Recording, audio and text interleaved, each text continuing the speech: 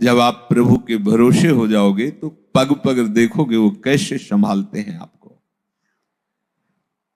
उनकी ऐसी मृदु मुस्कान बरसती रहेगी कि तुम बड़े से बड़े दुख को भी मुस्कुराकर सह जाओगे। ऐसा ही है, सब समय, सब जगह, सब ओर से आपकी तरफ सुख की धारा खुल जाएगी। ध्यान दीजिए, सब समय, सब जगह, सब ओर से आपकी तरफ सुख की धारा खुल जाएगी। जिधर से देखो सुख ही सुख आपको डुबो रहा है। किसको? जिसने भजन को पकड़ने के लिए सब कुछ छोड़ दिया है और एकमात्र प्रिया प्रीतम का भरोसा लेकर बैठ गया है, तो दसों दिशाएं उसके लिए मंगलमय हो जाती है। पूज्य राधा बाबा ने कहा कि तुम एक बार राधा कृष्ण बोले तो मानो तुमने मोक्ष के लिए कमर कस लिया। एक बार बोले तो मानो कमर कस लिया और प्रभु की शरणागति को हृदय से स्वीकार किया तो दसों दिशाएं मंगलमयी हो गई। ये कोई प्रवचन नहीं है, ये उनकी छाती की बात है, महापुरुषों के हृदय की बात है। जो ध्यान देना, इस मार्ग में आकर जगत के लोगों को बताना चाहता है कि मैं बहुत बड़ा भगत हूं और अपने को पुजवाना चाहता है, अपना परिचय सबको प्राप्त कराना चाहता है कि मैं बहुत बड़ा भजनानंदी, तपस्वी, त्यागी, सिद्ध साधक, जो भी, ऐसी चेष्टा तुमसे भूल कर भी ना हो। यदि तुमने ऐसी भूल कर दी तो तुम उनको भूल जाओगे जिनके लिए चले हो। सोचो, क्या कोई अपने प्रेमी की गुप्त बातें बाहर बताता है क्या? नहीं ना। तो तुम अपने भगवत कृपा से जो साधन बना है, जो तुम्हारी एकांतिक निष्ठा बनी है, जो तुम्हारे जीवन में त्याग और तप का संग्रह हुआ है, वो तुम कैसे बता सकते हो? गुरुजन अपने निज जनों को उस मार्ग पर दृढ़ होने के लिए अपने अनुभव बताते हैं, ना कि छाप लगाने के लिए। चुपचाप प्रभु के मार्ग में गुरुदेव के बताए हुए साधन शैली से चलो। दूसरों को बताने या सिखाने या दिखाने का बिल्कुल भी भाव नहीं होना चाहिए। प्रचार प्रसार पहले यहां प्रसार करो, अपनी इंद्रियों में, मन में, बुद्धि में। जब आप भगवत स्वरूप हो जाओगे तो कोई भी प्रचार या प्रसार करने का अवसर ही नहीं रह जाएगा, क्योंकि जिधर देखोगे अपना प्रभु है, तो अब किसको उपदेश करें, किसके कल्याण के लिए सोचे, क्योंकि कल्याण स्वरूप प्रभु ही सब रूपों में विराजमान है। जब तक ये अनुभव नहीं, तब तक कल्याण करने की योग्यता नहीं, और जब कल्याण करने की योग्यता आती तो पूरी सृष्टि में कोई बचता ही नहीं है। जित देखो तित श्याममयी, तो किसका कल्याण करे? जो उपासक जगत के लोगों से बहुत मित्रता करता है, बहुत परिचय बनाता है, प्रणाम करवाने में बड़ा सुख मिलता है। कोई साष्टांग लौटता है ना, लगता है मेरे में कुछ है, गए। ध्यान, सम्मानम कल्याति घोर गरलम, ये विष है। जिसने अपना परिचय दूसरों को देने के लिए सारा प्रयत्न किया, याद रखो वो कभी भी ना तो प्रभु का परिचय पा सकता है, ना प्रभु के परिचय में आ सकता है।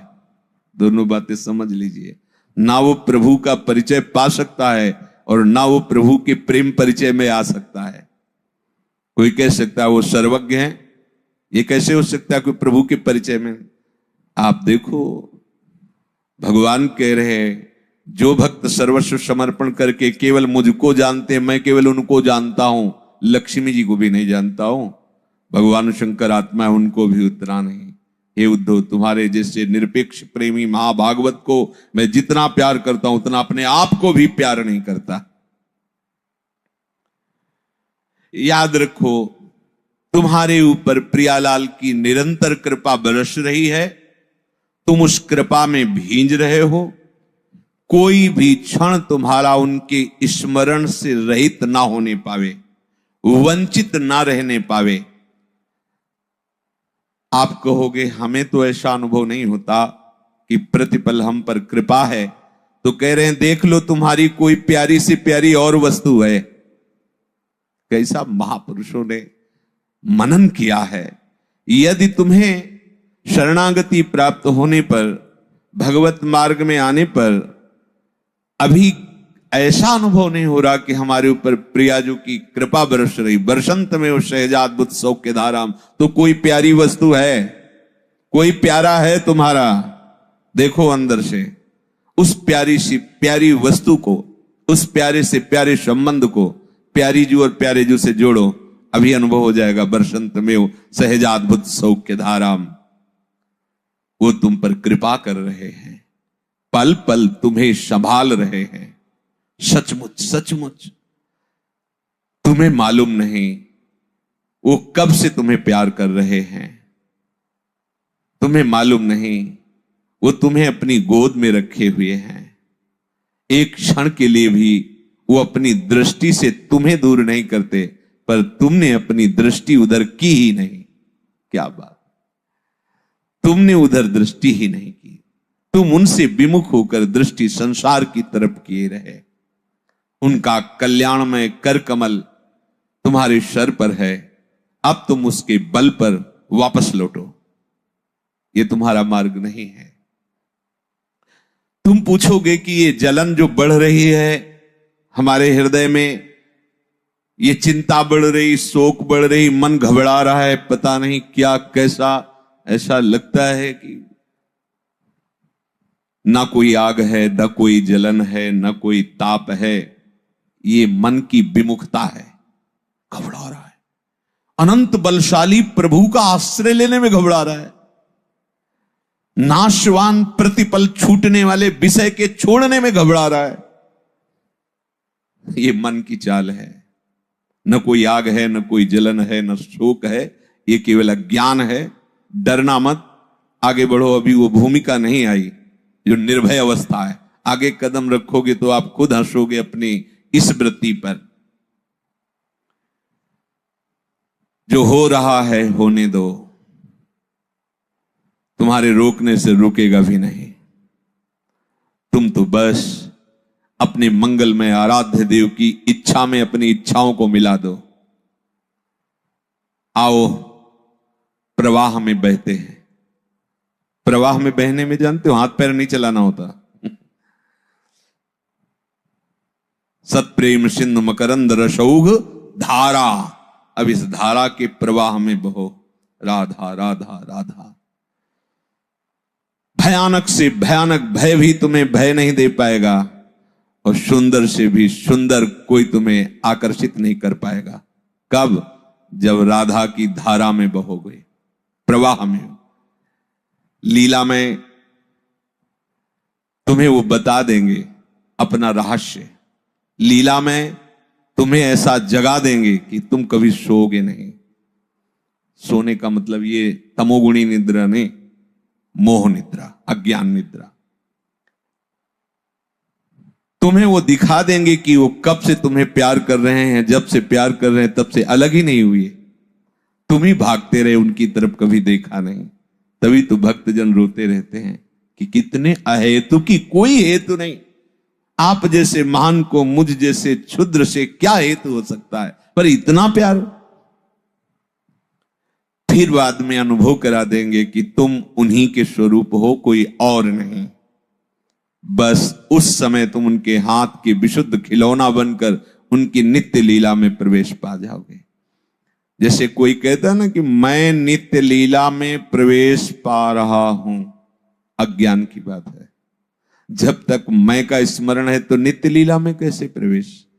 मैं का विस्मरण ही नित्य लीला में प्रवेश होता है। अपना अस्तित्व खत्म हो गया।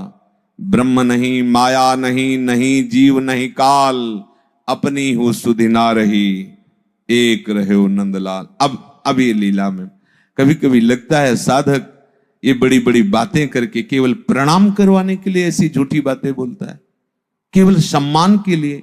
ऐसा क्यों कर रहे हो? वास्तविक सम्मान और वास्तविक प्यार जहां से मिल रहा है वहां से तुम अपना संबंध विक्षेप करते हो, तो तुम्हें ये झूठा प्यार कब तक संतोष देता रहेगा? विश्वास करो प्रभु सत्य हैं, प्रभु नित्य है, प्रभु सर्वत्र है, इसलिए तुम्हें कपट और पाखंड करने की जरूरत नहीं है। कैसे महापुरुष जन प्यार से समझा रहे, वो सत्य है, वो नित्य है, वो सर्वत्र है, इसलिए तुम्हें पाखंड करने की जरूरत नहीं है, नाटक करने की जरूरत नहीं है। प्रभु तुम्हें बहुत प्यार करते हैं और वो बहुत सर्वशक्तिमान है। अब तुम्हें जितनी शक्ति उन्होंने दी है, बस सारी शक्ति लगा करके उनके भजन में समय व्यतीत करो, विषय चिंतन ना होने पावे। पीछे प्रसंग में चर्चा चल रही थी कि विषय भोग क्रिया नहीं हुई, केवल विषय चिंतन हुआ, उसी से सर्वनाश हो जाता है। अब जो बात कह रहे हैं वो विशेष साधकों के लिए, क्योंकि साधारण जन इसे नहीं समझ पाएंगे।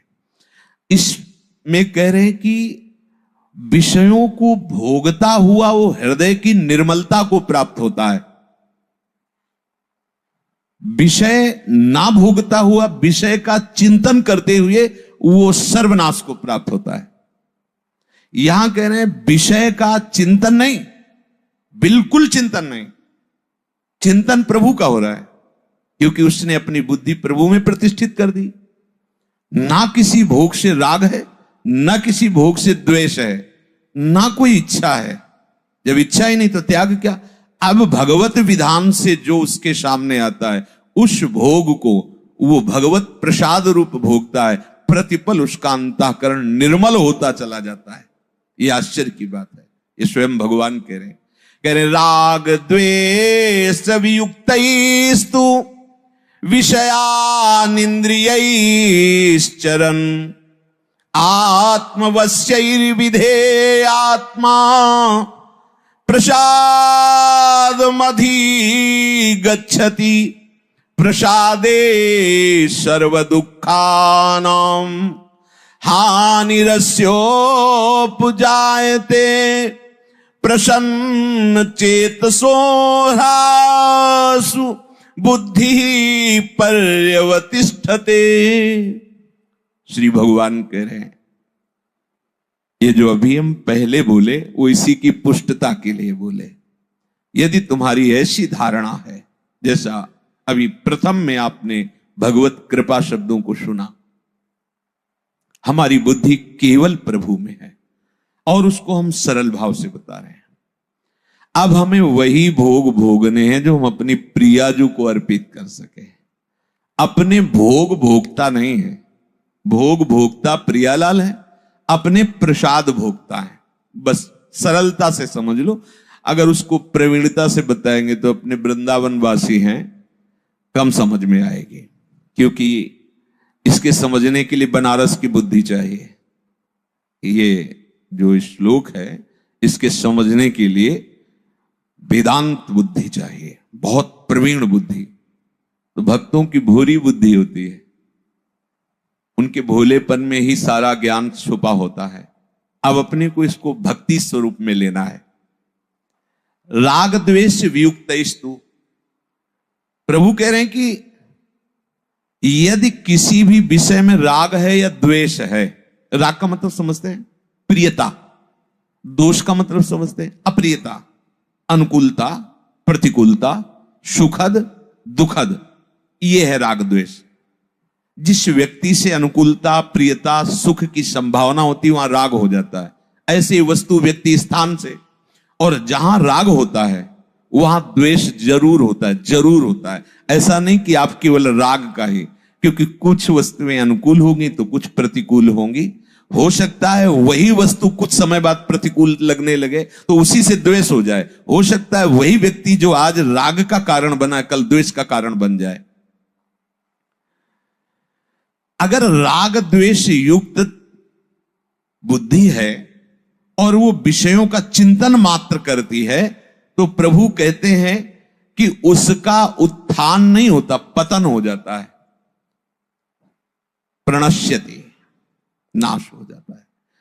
यहां कह रहे हैं कि जिसकी बुद्धि प्रभु में स्थित है, कैरुआ भाव रहस्य पारगमती श्री राधिका प्रेयसा, लाडली जू के प्राण प्यारे प्रीतम और प्रीतम की प्राण प्यारी लाडली जो, इन दोनों के प्रेम रहस्य में जिसकी बुद्धि स्थित है, वो विषयान गृहणंतु मुंचंतु हुआ, वो विषय भोग करे या उसका त्याग कर दे, वो बहिर्मुख पुरुषों का संग करे या ना करे, वो शास्त्र के अनुसार कार्य करे या ना करे। क्यों? क्योंकि जो दंड मिलता है या पुरस्कार मिलता है, वो बुद्धि जब अहम धर्म से युक्त होकर कार्य करती, मैंने ये भोगा, मैंने ये किया, अब अवश्य में भोक्तव्यम कृतम कर। अब बुद्धि तो लगी प्रभु में, प्रभु के चिंतन में। अब उसके शरीर को जो भी भगवत प्रसाद रूप प्राप्त, उसके हृदय को पवित्र करने वाला होता, मलिन करने वाला नहीं होता। यहां कहा कि बुद्धि का प्रभु में स्थित हो जाने से वो कर्म करते हुए भी बंधेगा नहीं, विषय भोगते हुए भी वो पतित नहीं होगा। ये बहुत आंतरिक रहस्य की बातें हैं, जिनको बहुत संभाल करके भक्ति परक बता रहे हैं। तो जो ज्ञान परक है वो इसका थोड़ा सा अलग स्वरूप है। जब मार्ग ही नहीं चलना तो उसकी चर्चा क्या करें। वो मार्ग हमें जो चलना है उसको समझिए। बहुत ही सुंदर बात है, बहुत सुंदर बात है। वशीभूत अंतःकरण वाले उपासक का राग द्वेष रहित अपने वश में की हुई इंद्रियों का विषय का सेवन करता हुआ वो हृदय की निर्मलता को प्राप्त होता है। बड़ी बात, ये बड़ा गुप्त बात है। संपूर्ण दुखों का नाश करने वाला बन जाता है, हृदय शुद्ध हो जाता है। उपासक की बुद्धि निसंदेह परमात्मा में स्थित हो जाती, भोग भोगते हुए भी। यद्यपि वो भोगता नहीं है, यहां तो अंतःकरण को वश में करने वाला शब्द है। मन हमारा प्रभु के चरणों में, बुद्धि प्रभु के निश्चय में, चित्त प्रभु के लीला गुण नाम चिंतन में, अहम दासत्व में। अब फर्क नहीं पड़ने वाला। अब जो होगा वो महामोद मंगल में होगा। इसके अंतःकरण में इच्छा नहीं है। ध्यान कीजिए, बंधन का कारण चाह है, इच्छा है। इच्छा नहीं अंतःकरण, क्योंकि वो हर समय प्रभु का चिंतन करता है। अब संयोग वशात अनुकूल या प्रतिकूल कोई भी परिस्थिति, व्यक्ति, वस्तु, स्थान आता है, वो आराम से उसमें विचरण कर रहा है। बाहर से दिखता है, लेकिन अंदर से वो प्रभु के चिंतन में। अब कोई फर्क नहीं पड़ने वाला। जैसे पीछे एक बार भगवान रास में विलंब से, नित्य रास जो गोपी जनों का होता था, गोपी जनों के मध्य, ये नवनिवृत्त निकुंज का नहीं, तो विलंब से आए तो उन्होंने, प्रीतम बहुत विलंब हो गया आज, और यमुना के पल्ली पार गुरुजी पधारे हैं, उनके दर्शन, तो आपके गुरुजी, तो हम भी प्रणाम करके आते। बोले ऐसे नहीं जाया जाता, गुरुजनों के पास कुछ लेके जाया जाता है। बोले कुछ विलंब तो लगेगा, समय हो जाएगा, पर हम सब तो मिल करके सुंदर सुंदर पुआ, खीर और अच्छे अच्छे पदार्थ बनाए, चलने लगी। तो उन्होंने कहा, प्रीतम यमुना जी बहुत बाढ़ी है, उनका जाके यमुना जी से कह देना कि यदि श्री कृष्ण अखंड बाल ब्रह्मचारी हैं तो मार्ग दे दीजिए। गई, पर यह बात सुनकर उनको हंसी आई। जो ही कहा तो यमुना जी ने मार्ग दे दिया। ऐसे ही थल की तरह वो जल में निकल गई। गई तो महर्षि दुर्वासा जी बड़े महामहिम हैं, प्रणाम किया, कहा भगवान भोग लाई है, मुंह बगाड़ दे। कोई पुआ, कोई खीर, मतलब पहाड़ जैसा पूरी ब्रज गोपियां सब, और बड़ी भावुक। ये ब्रज क्षेत्र भाव क्षेत्र है, बड़ा भाव है ब्रज में, बड़ा भाव। धीरे धीरे हमारी मलिन बुद्धि हो जाती है, इसलिए उनके भावों को हम समझ नहीं पाते। सब खीर पूड़ी सब कुछ नहीं रह गया। प्रणाम किया, कहा ब्राह्मण हमें लगता है पूरे युग युग का भूखा रहा होगा, इतना भी प्रसाद नहीं छोड़ा सब पान। बोले भगवान अब आज्ञा कीजिए, जाना चाहते जाइए। तो उनका जब यमुना जी बाढ़ी हैं तो आई थी, तो निकले, अब जाए कैसे? बोले कैसे आई थी? प्रभु ने कहा था कह देना कि श्री कृष्ण अखंड बाल ब्रह्मचारी हो तो मार्ग दे दो। तो यमुना जी ने मार्ग, तो बोले बोल देना यमुना जी से कि यदि दुर्वासा जीवन में अपनी रसेंद्री में दूब के रस के सिवा कुछ रखा ना हो तो मार्ग दे दो। इतनी जोर से लोटपोट हो गई गोपिया कि जैसे गुरु झूठे वैसे ही चेला झूठे। मनो लडुआ पूड़ी हलवा सब खा गए। कह रहे कह देना यमुना जी से अपनी जबान में यदि दूब के रस के सिवा आज तक कुछ रखा ना हो। गए यमुना जी ने मार्ग दे। आश्चर्य हुआ कि यमुना जी तो सत्य वचन ही स्वीकार करती है। प्रभु के पास गए, प्रभु ने कहा आपने पवाया, दुर्वासा जी ने लेके तो कुछ नहीं पाया। बोले वो इच्छा रहित है, इस समय इच्छा रहित होकर सब पा गए पर वो कुछ नहीं पाए। बोले आपके विषय में भी जानना चाहती है कि आप, क्योंकि ब्रह्मचर्य में ये सब हंसना खेलना, ये सब लीला व्यवहार, तो उनका मेरे सिवा कोई है ही नहीं, इसलिए मैं सदैव अखंड हूं, इसलिए अखंडानंद कहते हैं।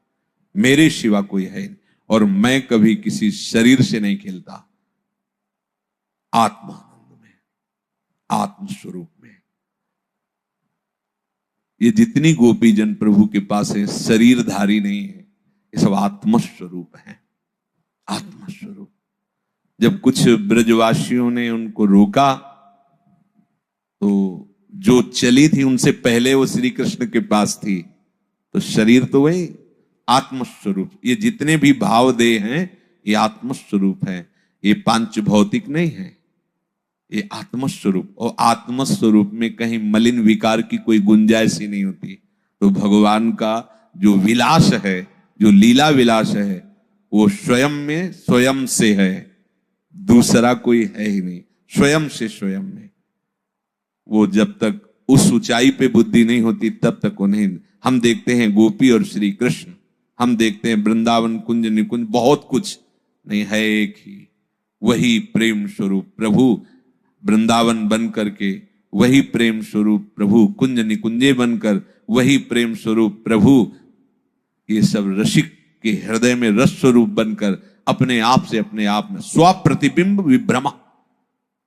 जैसे छोटा बालक कांच के मंदिर में अपने बहुत से चित्रों को देखकर खेलता है, प्रतिबिंब को देखकर, ऐसे ही प्रभु का विलास चल रहा। यही प्रश्न परीक्षित जी ने किया था, तो प्रभु ने, श्री सुखदेव मुनि ने, गोपी नाम च तत्पति नाम च सर्वेशाम में उच्च, गोपियों के, उनके पतियों के और समस्त देहधारियों के जो आत्मा है वो अपने आप से अपने आप में खेल रहे। बस यही समझना है कि जब ये स्थिति प्राप्त होती कि चित्त, मन, बुद्धि और अहम प्रभु में समर्पित हो गया, तो वो विषयों में विचरता हुआ भी निर्विषय है। और एक विषयों का त्यागी राग भाव से विषय चिंतन करता है तो भ्रष्ट हो जाता है, उसे नष्ट कहा गया। स्मृति भ्रंशा बुद्धिनाशो बुद्धिनाशात् प्रणश्यति। और एक जिसकी बुद्धि प्रभु में अचल हो चुकी है, वो विषयों में विचरण करता हुआ भी निर्मलता को प्राप्त होता है। आत्मवश्य ही राग द्वेष वियुक्त ही इंद्रिय। उपासक का मन प्रभु में लगा होता है, इंद्रियां प्रभु में लगी होती हैं, ऐसा समझो। जैसे आपको सुंदर सुंदर भोग सामग्री सब समर्पित की जाए, जो जो भी जाओ उस कमरे में सब भोग सामग्री, जो भोगना चाहो भोगो, इसके बाद तुम्हें फांसी दे दी जाएगी। अब बताना किसी भोग का स्वाद, किसी भोग का स्वाद भयवश तुम नहीं ले पाओगे, क्योंकि तुम्हें हर भोग में फांसी का फंदा नजर आएगा। भयानक क्लेश देने वाला हर भोग लगेगा, क्योंकि अभी अभी फांसी दी जाएगी। एक भय है ये जो भोगों का राग नष्ट कर दिया, मृत्यु का भय। और वो अमृत पद परम प्रेम स्वरूप प्रभु में मन लग गया, अब उसे कोई भोग रुचेगा, कुछ अच्छा लगेगा, बस रुचना नहीं है, विचरण कर रहा है, कोई फर्क नहीं पड़ता। राग रख के, इच्छा रख के जिस पदार्थ, वस्तु, व्यक्ति का आप सेवन करेंगे वही आपके बंधन और पतन का कारण है। इसीलिए अपने लिए बहुत बढ़िया उपाय गुरुजनों ने बताया है। वस्त्र भी धारण करना है तो महारानी जी को अर्पित करके, पानी भी पीना है तो आपको, भोग आप, प्रसाद आप, ठीक है। प्रसादे सर्व दुखानाम हानिरस्योपजायते। जब हम राग द्वेष रहित, अब उसमें हम, हमारी श्री जी ने पाया है, इस भाव से पाते। इसे राग नहीं कहते, इसे अनुराग कहते। आहा, हमारे प्रभु की श्रीअंग का ये पुष्प है, ये जो वस्त्र धारण की प्रभु की प्रसादी है। हमारा जीवन प्रभु की प्रसादी है। अब कोई बंधन नहीं। जैसे कहा जाता है, आप भजन करते हैं, जो आप लेते हैं वो आपका भजन नष्ट होता है, भजन से जाता है। किनका?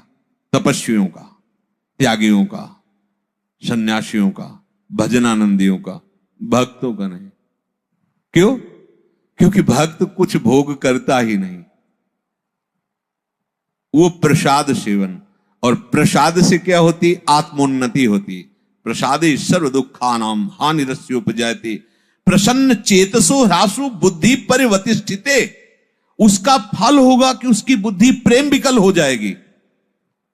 बहुत समझने का विषय है। ये जो बड़े बड़े महापुरुष कहते, कोई भी चीज जो प्रियालाल को अर्पित ना कर सको वो नहीं पाना है। क्यों कहते हैं? क्योंकि वही तुम्हें बांध लेगी, वही तुम्हारे अंदर राग द्वेष पैदा कर देगी। अच्छा, प्रियाजू को अर्पित की हुई वस्तु में हमारा राग द्वेष नहीं होगा। प्रियाजू ने पाया, पहली बात ये रहेगी, क्योंकि वो प्रसाद है। और प्रियाजू ने पाया है, इस भाव से आप पाओगे तो वो आपके हृदय को पवित्र करने वाली है। जिसे हरिराम व्यास जी कह रहे हैं, एक एक कवल में करोड़ करोड़ एकादशी का फल है। प्रिया जी को जो पवाया गया है, कोटि कोटि एकादशी महाप्रसाद को अंश, करोड़ करोड़ एकादशी का फल लाडली लाल के उच्छिष्ट के एक एक कवल।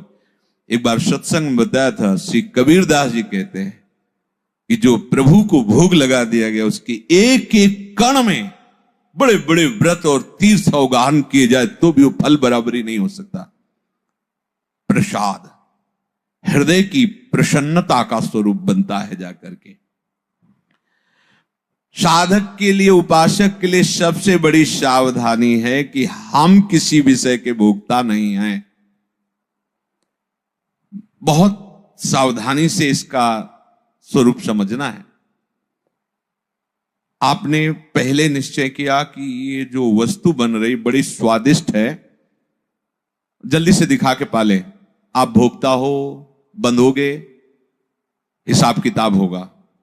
बहुत सुंदर, गरम गरम श्री जी को बहुत अच्छा लगेगा श्री, और आप पंखा लेके बैठ गए बाहर से, आपका हृदय बार बार उमड़ रहा है, और ले आओ, अच्छा ये थोड़ा चटनी, अच्छा थोड़ा ये पदार्थ, मंत्र जप रहे हैं श्री जी पर। आराम से पालो, कुछ बिगड़ने वाला नहीं। उसका भाव प्रिया जी से जुड़ा हुआ है। जहर पी गई मीरा जी, ये गिरधर का चरणामृत है। बस इस भाव में कहीं भी उनकी एक पलक भी नहीं झपी, पूरी रात कीर्तन करते हुए नाचती रही।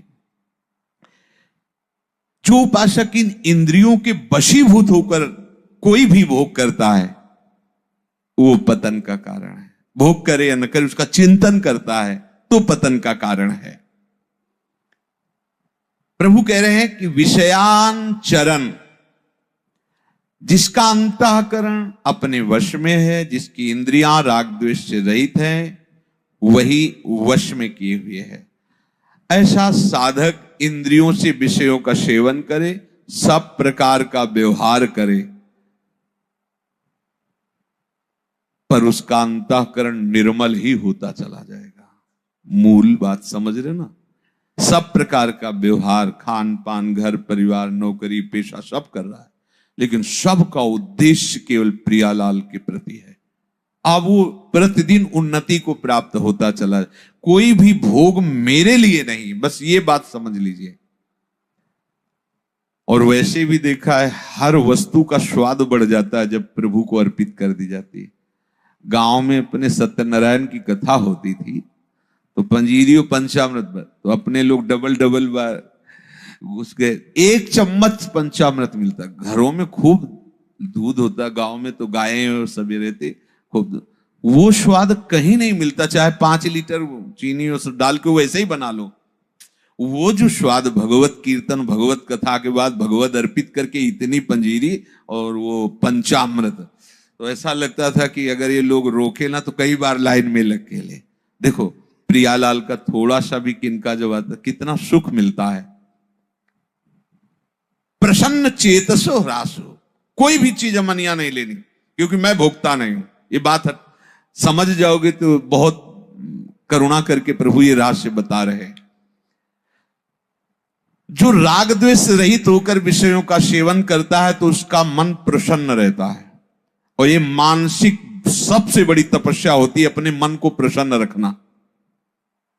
बोले हम भी तो मन को प्रसन्न रखने के लिए करते हो, जो जो कहता वही कर। मन प्रसन्न करने के लिए नहीं, मन को हर्षित करने के लिए करते हो। तो हर्ष का द्वंद्व है शोक, फिर शोकित ही होते हो। और प्रसन्नता भगवत स्वरूप है। मन को प्रसन्न रखना, संतुष्टायेन केनवा, वो तभी हो सकता है जब भगवत प्रसाद के केवल भोगता हो। संतों ने ऐसे अनुभव करके कहा है, ऐसे नहीं कहा कि आप एक बूंद पानी भी स्वयं मत पीजिए, उनको अर्पित कर। बहुत सुंदर सहज अपने, इसी को ज्ञान में दूसरा स्वरूप है, लेकिन अपने जो प्रेम मार्ग में है वो है कि हम स्वयं के भोक्ता नहीं हैं। अब आप देखो कौन सी वस्तु आप श्री जी को अर्पित करके प्रसाद रूप में पाते हैं और कौन से स्वयं भोक्ता बनते हैं। अभी पीछे चर्चा में आया था कि यदि आप इस धारा में नहीं बह रहे या नहीं भींज रहे तो आपकी कोई प्यारी वस्तु है, बस उसी को समझ लीजिए। जब कोई प्यारी वस्तु नहीं, केवल प्यारी जू और प्यारे जू, तो पूरे निर्भय होकर विचरण करो। कोई विश्व ब्रह्मांड में तुम्हें फांस नहीं सकता, कोई नहीं फांस सकता, क्योंकि माया उन्हीं की तो है, किसी और की थोड़ी है। यहां मन प्रसन्न हो। देखो ना श्री जी का प्रसाद, अच्छा प्रारंभ से ही प्रसन्नता हुई, अभी उसको पाया नहीं, अभी श्री जी का, अच्छा श्री जी के जन है, श्री जी से संबंधित कोई अपने हृदय में आनंद आ रहा है, ये तपस्या हो रही है। भगवान के विषयों का सेवन कर रहा है, हृदय निर्मल हो रहा है, तप संग्रह हो रहा है, अंतःकरण की प्रसन्नता को प्राप्त होता है। ये प्रसन्नता सबसे बड़ी मानसिक तपस्या है। शारीरिक और वाचिक तपस्या से श्रेष्ठ होती मानसिक तपस्या। अतः उपासक को कभी भी स्वयं राग पूर्वक विषयों का सेवन नहीं करना चाहिए, कुछ भी श्री जी को, और हृदय से मान के कि मैं प्रिया जी को पाना चाहता हूं। अगर हृदय में ये प्रबलता है कि जल्दी से दिखा दूं मैं पाऊं, तो मुझे लगता नहीं पाना चाहिए, नहीं, क्योंकि हम जिस मार्ग के पथिक हैं, आज इसने ये हलचल पैदा करके हमारे हृदय की भावना को बिगाड़ा, कल और बड़ी हलचल पैदा करेगा, हम चांस ही नहीं देंगे। अगर ये बात है कि प्रियाजू को बिल्कुल सहर्ष, जो साधक राग पूर्वक किसी विषय का सेवन करता है, द्वेष पूर्वक उसका त्याग करता है, उसका अंतःकरण मलिन होता है। द्वेष पूर्वक त्याग करना और राग पूर्वक सेवन करना दोनों बराबर अंतःकरण को मलिन करते हैं। इसलिए न राग न द्वेष। निर्णय क्या? जो प्रियालाल पाएंगे वही पावेंगे। हम प्रियालाल के चरणों में शयन करते हैं, हम प्रियालाल के साथ रहते हैं, प्रियालाल के प्रसाद भोगता है, बस निर्भय हो जाओ, कोई तुम्हें नहीं बांध पाएगा। देखा है एक अचला भी पहले धो करके, फिर रज में ऐसे करके, फिर श्री जी के चरणों पे रख के फिर सेवन करते। महापुरुषों को देखो, एक कुछ भी अगर अपने को सेवन करना है तो हमने देखा पहले उसे धोना, तो ऐसे रज में ऐसे करके ऐसे रख के और फिर श्री जी के सामने रख के, पहले रजरानी परम पवित्र, अब वो श्री जी के, अब वो प्रसाद स्वरूप लेके, जैसे कोई ऐसे तो फिर गुरु चरणों के सामने भावना करके उनको लंगोटी आदि वस्त्र कुछ भी मन यहाँ नहीं। वैसे सिद्धांत भी है, वैष्णव सिद्धांत भी है, तुम्हें निवेदित भोजन करे, जितना भी पट प्रसाद इस स्वरूप ही धारण करे, कोई भी अमनिया चीज नहीं, आप बंधन मुक्त हो जाओगे। क्योंकि जो ज्ञान का मार्ग है वो थोड़ा अलग है। यहां वो देखता ही नहीं अपने में, वो आत्मस्वरूप में गुणानुगुण वर्तनते, बिल्कुल कहीं भी वो तभी 5वें अध्याय में गीता जी में भोगता हुआ, देखता हुआ, सूंघता हुआ, करता हुआ भी कहीं नहीं बंधता, क्योंकि हर समय वो अलग क्षेत्र है। यहां ऐसे वही जो आत्मानंद है वही हमारे प्रिय प्रीतम है, यहां ऐसे है जो भी इनसे और जो इनको नहीं वो अपने को नहीं। बैठा लो हृदय में, देखो जांच करो। जो प्रसादे सर्व दुखानाम हानिरस्योपजायते, जो राग द्वेष रहित होकर भगवत प्रसाद का सेवन करता है उसे समस्त दुखों को कभी नहीं भोगना पड़ता। समस्त शब्द इसलिए आ गया, पीछे संचित कर्म, आगे क्रियमाण कर्म और वर्तमान का प्रारब्ध, उसे भोगना नहीं पड़ता। निरंतर नाम जप का अभ्यास, प्रियाजू के चरणों का आश्रय, आठों पहर में जितनी बने उतनी सेवा, और ठसक महारानी जू की, हमारे माई श्यामा जू को राज। बस इस कलिकाल का कोई भी दोष हृदय में अपना प्रभाव नहीं दिखा पाएगा, कोई भी विकार हमको परास्त नहीं कर पाएगा। सच्ची मानिए महारानी जू का बहुत बड़ा बल है, अलवेली सरकार है। कोई भी स्वामी ऐसा नहीं देखा गया, एक बार गलती माफ कर सकता है, 2 बार गलती, 10 बार, लेकिन बार बार गलती करे तो स्वामी को क्रोध आ जाता है, रिश आ जाता है और दंड देने पर उतारू हो जाते हैं। अब ये दंड से सुधरेगा, लेकिन हमारी महारानी जू ने कहूं न रिस कहूं भूली हूं न होत सके, तो बोले फिर महारानी जू तो दंड नहीं देंगी। लालजू बोले वो तो यो आधीन स्नेह विवश पी और कछु न सुहाई, वो तो प्रियाजू की भ्रकुटी की तरफ देखते रहते, इशारा क्या है बस, तो हम जीत गए। हमारे अवगुण, हमारे दुर्गुण अब हमको प्रभु से दूर नहीं कर पाएंगे, क्योंकि हमसे गलती हो सकती है पर हमारे स्वामी को रिस नहीं आती, नाराज नहीं होती। अवगुण करे समुद्र सम गनत न अपनो जान, सहज स्वभाव पर्यो नवल किशोरी जू को मृदुता, दयालुता, कृपालुता की राशि है। ने कहूं न रिस कहूं, कभी नाराज नहीं होती, इतनी भोली। कान में श्री जी कह रही थी, काहे को रोवे, तो है आशीर्वाद चाहिए, मैं दे तो रही हूं आशीर्वाद। काहे को रोवे, तो काहे को, क्या आशीर्वाद चाहिए बोल, मैं दे तो रही हूं। तो लालजी ने कहा हम भी दे रहे ना। दोनों बोले थे ना, वो कहते हम भी दे रहे ला। करुणा समुद्र श्री प्रभु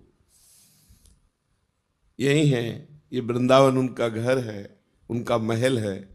हम लोगों को उन्होंने घसीटा है अपनी कृपा से, अब इतना घसीट के छोड़ देंगे क्या?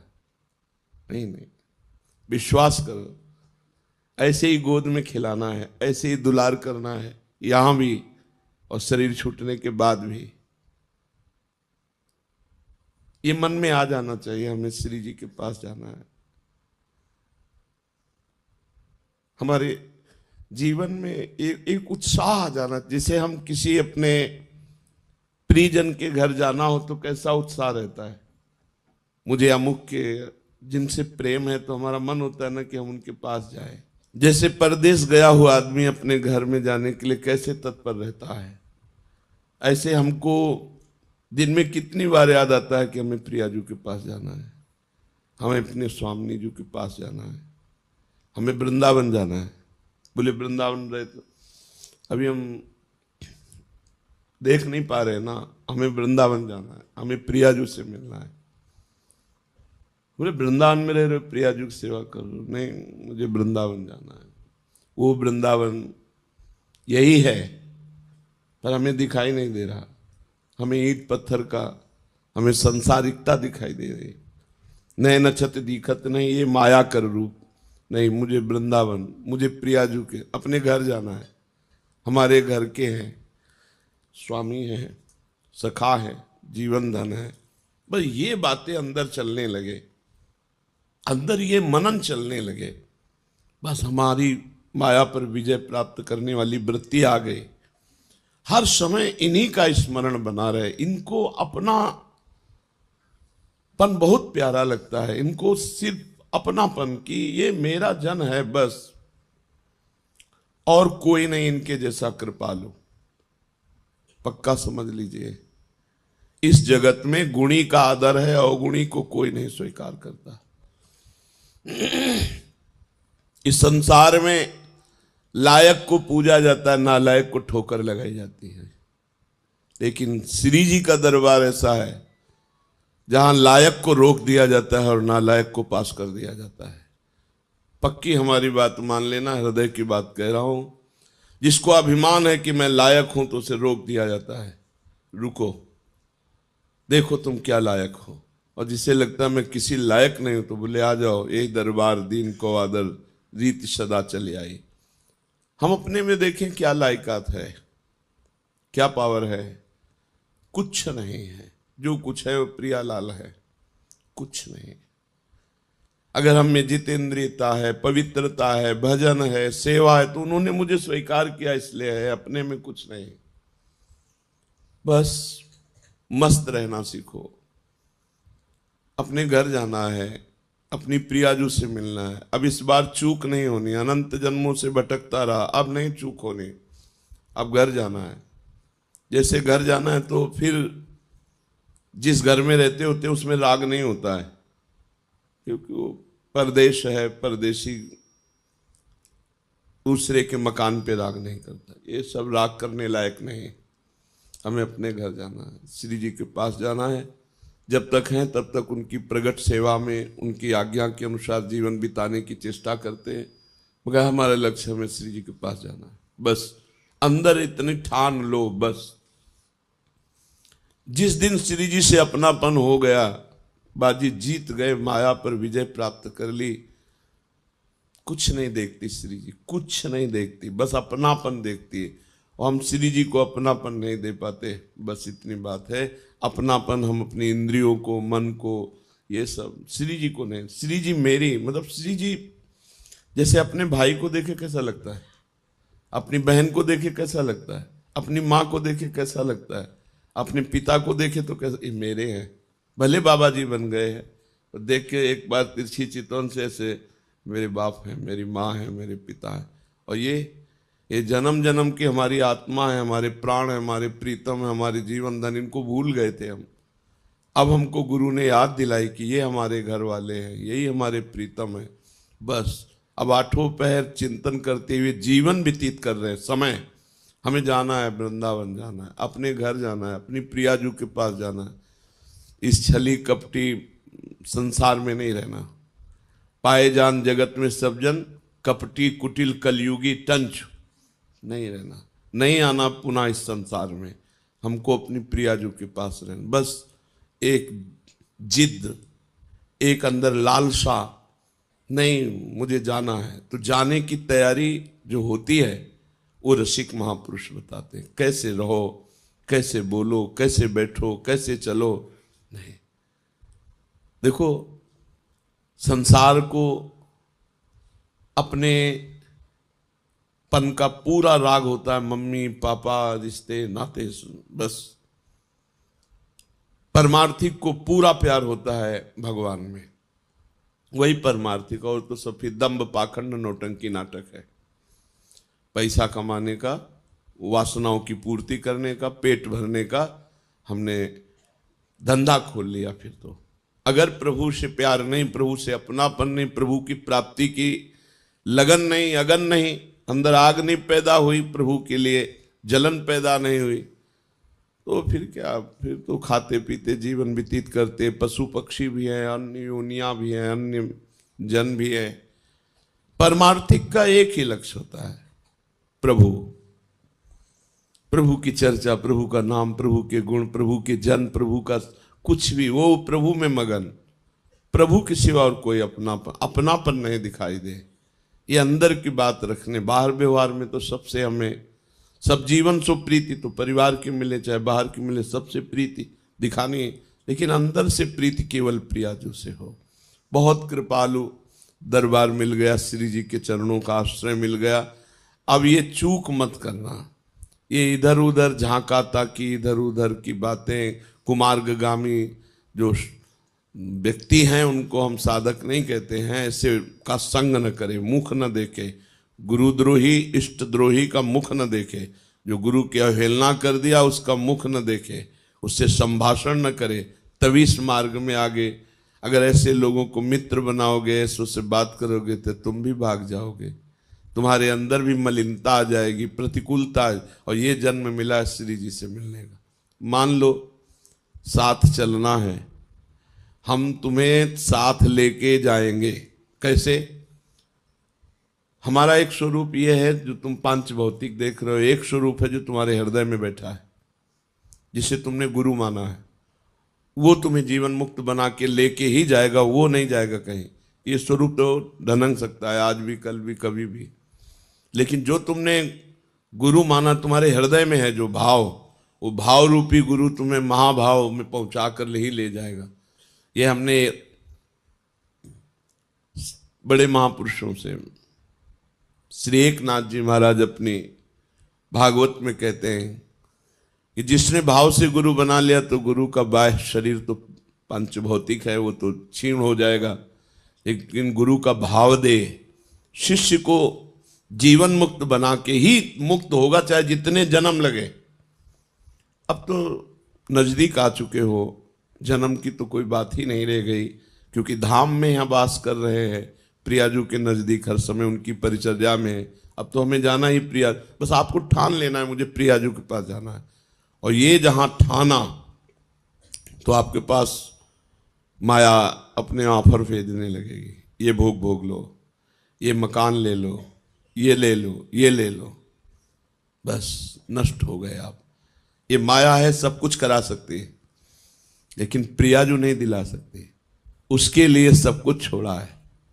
त्यक्त्वा स्वजन बांधवाहा, अब नहीं, अब प्रियाजू चाहिए। प्रियाजू की चाह हृदय में हो जाए, बस यही हमारी साधना का फल है। चाह आशास्य दास्यम वृषभानु जाया, चाह प्रियाजू की। ये चाह जो अन्य भोगों की बनी हुई है, ये प्रियाजू से बिलग होने के कारण है। हर समय प्रियाजू में चित्त जोड़े रहो, कोई चाह की गुंजाइश ही नहीं उदय होने की। किसी की तरफ देखो मत, ना कहो सो बोलिबो, ना कोई व्यवहार, अपनी कुंवर किशोरी को जियत निहार निहार। थोड़ा समय है, देखो 40-50 वर्ष व्यतीत हो गए, पता नहीं चला। अब पता नहीं कितने सेकंड कितने मिनट है, काहे को कलंक लगाओ। निर्विकार जीवन अर्पित कर दो श्री जी के चरणों में। 25, 30, 40 वर्ष निकल गए, बस अब पता नहीं कितना प्लस है, कितना जोड़ है। कहा नहीं जा सकता कि अब 40 वर्ष और 40 सेकंड का भरोसा नहीं। नाम जप करो, अंदर से रखो मुझे प्रियाजू के पास जाना है, प्रियाजू ने मुझे चयन कर लिया है। अगर चयन न किया होता तो ये विधान न बनता। अब नहीं, कुसंग का त्याग। देवर्षि नारद जी से प्रश्न हुआ, कस्तरति मायाम करस्तरति मायाम, माया से कौन तरता है? तो कहा यो संगास्त्यजति, यो महानुभाव सेवते, यो निर्ममो भवति। जो कुसंग का त्याग कर देता है। कुसंग गंदे बच्चे, गंदी बातें, खरी बात समझो वो पाखंडी दंभी नाटकी नरक जाने वाला है। ऐसे लोगों का संग त्याग कर दे। कुछ भी पहने ओढ़ने से कुछ नहीं होता भाई। सीरियल में 2-4 घंटे के लिए साधु कैसा बढ़िया बनता है, वो क्या साधु होता है क्या? तो साधु को चाहिए कि रोल से बचे। ये जो नाटक करते हैं भक्ति का और परिणामता वो विषय भोगों की लालसा रखते हैं, गंदे बच्चे, ऐसों का त्याग कर देना। कस्तरति मायाम यो संगास त्यजति, जो ऐसे को संग त्याग देता है। क्योंकि और तो जैसे आप लोग हैं, कहीं कोई कुसंग की गुंजाइश नहीं है, लेकिन आपसही में जो बच्चा गंदा बच्चा हो, जिसका लक्ष्य भगवान नहीं है, जो गंदी बात करता हो, हंसी मजाक करता हो, भोगों की लिप्सा रखता हो, गंदी दृष्टि रखता हो, वो पाखंडी, दंभी, नाटकीय है, उसका त्याग कर देना चाहिए। यो संगास त्यजति, फिर दूसरा करें यो महानुभाव सेवते, जो महापुरुषों की आज्ञा का पालन करता। सेवन का मतलब पैरे दबाना नहीं, उनकी आज्ञा का पालन करना, उनकी आज्ञा पे रहना। नहीं, ऐसी आज्ञा नहीं है, हम ऐसा कार्य नहीं कर सकते, ऐसी वस्तु नहीं खा सकते, ऐसा दृश्य नहीं देख सकते, हम ऐसी जगह नहीं जा सकते, ऐसे व्यक्ति से नहीं मिल सकते जिसके लिए निषेध है। यो महानुभाव सेवते, और फिर यो निर्ममो भवति, अपने शरीर की ममता, शरीर संबंधी परिवार की ममता का त्याग, वो सब ममता प्रियाजू के चरणों में। एक अहमता ममता है जग में है दुखदाई, ये जब श्री जी की ओर लगे तो होत परम सुखदाई। इसलिए अपने चित्त को श्री जी के चिंतन में लगाओ और ठसक में रहो, हम श्री जी के हैं। कभी मत सोचो कि श्री जी कभी छोड़ सकती है, हमारी श्री जी का स्वभाव नहीं।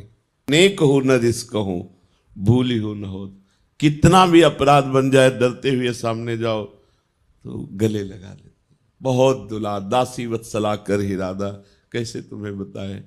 बिल्कुल आनंद में रहो, कहीं कोई भी अब भगवत प्राप्ति में त्रुटि नहीं है।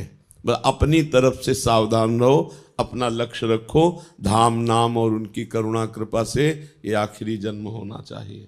इस आवागमन के चक्र से मुक्त होगा। जैसे यहाँ महारानी जी विराजमान, ऐसे सामने प्रिया प्रीतम, उनका भोग लग रहा है, उच्छिष्ट पा रहे हैं, गा रहे हैं, नृत्य कर रहे हैं, उन्हीं को दुलार कर रहे हैं। अनंत काल तक न जन्मना है, न मरना है, न बुढ़ापा है, न रोग है, न कोई और चिंतन है। कितना आनंद सोचो। अभी हम प्रिया प्रीतम का गायन करते हैं, प्रिया प्रीतम का स्वरूप विराजमान किए हैं, तब कितना आनंद कि जाने का मन नहीं होता, हमारा यहाँ से जाने का मन नहीं होता। और रात दिन जब चिदानंद प्रिया प्रीतम के साथ रहने को होगा तो सोचो कितना आनंद होगा। प्रिया जी इतना प्यार करते हैं, अपार प्यार कर, प्यार की मूर्ति, प्रेम मूर्ति, सांद्रानंद घन प्रेम मूर्ति किशोरी। लालजू के हृदय का जब प्रेम मूर्तिमान हुआ तो प्रिया जी हुई। इसलिए बिल्कुल खूब अच्छे भाव में रहो, गंदगी निकाल करके फेंक दो। प्रियाजू के पास चलना है तो गंदी बातें नहीं, गंदी चेष्टा नहीं, गंदा चिंतन नहीं, खूब आनंदमय जीवन है। देखो श्री जी की कितनी कृपा है, जो वृंदावन वास दुर्लभ है। पैसे के बल से वृंदावन वास नहीं होता। करोड़ों रुपए की कोठी बनी है और नौकर रहते हैं, हमने देखा है। करोड़ों रुपए की कोठी बनी है और 10 वर्ष हो गए वहां नहीं आए, और मतलब करोड़ों रुपए लगे हुए हैं और 2-2 नौकर बस रह रहे। नौकरों का सौभाग्य है, प्रिया जी ने पास कर दिया, मालिक का सौभाग्य नहीं। 10 वर्ष से आए ही नहीं, कोठी बनी। अपने लोग तो भिखारी, अपने लोगों को कैसा देखो श्री जी ने वास दिया। सबसे बड़ा दुर्लभ वृंदावन वास है। जिनकी सुविधाएं सब कुछ है, उनका मन नहीं लगता, मन नहीं लगता, संसार क्षेत्र में मन भगाता है। बड़े भाग्यशाली जिनका तन मन दोनों वृंदावन में लग जाए, बस जीवन पार। श्री राधा वल्लभ लाल की।